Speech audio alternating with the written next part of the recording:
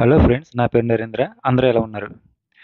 ఈరోజు టాపిక్ వచ్చేసి కానగంతల చేపలు తెచ్చానండి బజార్‌కెళ్ళి.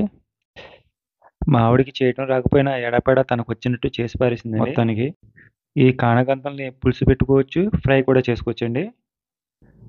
మాకు గోదావరి, సముద్రం మాకు దగ్గరే కాబట్టి మాకు ఎలాంటి చేపలు కావాలన్నా దొరుకుతాయండి ఇక్కడ. మాకు అవైలబుల్‌గా ఉంటాయి.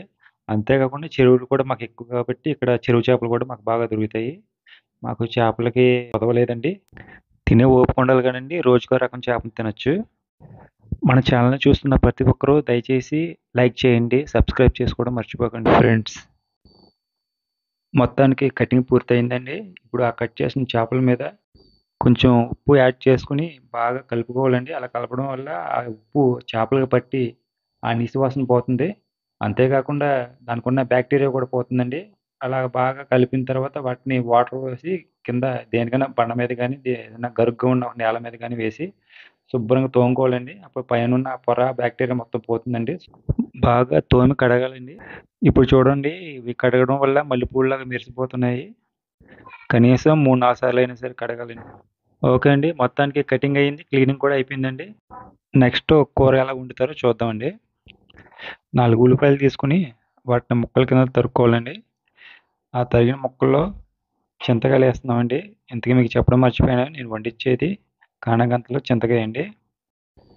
ముందుగా మనం కడిగి పెట్టుకున్న ఈ చేప ముక్కల మీద తగినంత ఉప్పు, అందులో కొంచెం 2, 3 టేబుల్ స్పూన్ల కారం, అదేవిధంగా అందులో 4 పచ్చిమిరపకాయలు, తర్వాత ఇందులో 4 టేబుల్ స్పూన్లు వంట నూనె వేసుకోవాలండి.